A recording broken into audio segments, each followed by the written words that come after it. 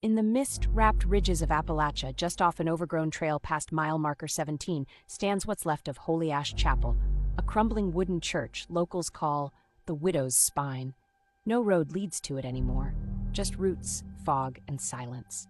Inside, everything is frozen in time. Broken pews, a mildew-soaked altar, and at the front, a cracked mannequin wrapped in an old wedding dress. Yellowed lace, stitched by hand, the smell of rot clings to it. No wind ever stirs the dust, but the veil always sways. They say the dress belonged to Lila Mae Hart, the black-eyed bride. In 1911, she was to marry the son of the preacher. Their wedding was small, just family and locals. He never arrived. Some say he ran off with another woman. Others whisper something darker, that he was taken by a beast in the woods with antlers and a human face. Lila Mae waited in her gown for hours. The congregation left. The candles burned out. The preacher, her own father, told her God was testing her. She said nothing. That night, when the fog rolled in thick as wool, she climbed the bell tower and leapt. The veil never came off. They buried her behind the chapel. But something about the body was wrong. Her eyes had turned black, the kind of black that eats light, and her fingers were longer than when she lived. No one could explain it. Now, hikers report strange things.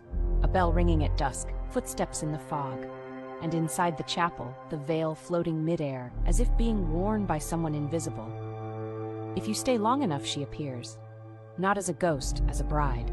Her skin is waterlogged and veined, her mouth torn into a perfect wedding smile, her hands twitch as if remembering vows. But her eyes, two sunken sockets leaking black tears that sizzle where they land. She doesn't walk, she glides, her feet dragging behind her, scraping wood even when there's no floor. She won't speak. She only reaches out, offering her veil. If you touch it, you'll feel a cold weight on your head and hear the words, "Do you take me?" Say yes, and your body becomes hers. Say no, and you'll find the path out of the woods gone. You'll walk for days until you find the chapel again. Only this time, you're the one waiting inside, frozen in lace. There are dozens of photos online showing the church, but in each one, deep in the mist, there's always a second figure. Blurry, veiled. Some say it's her. Others believe it's the last person who said, "I do."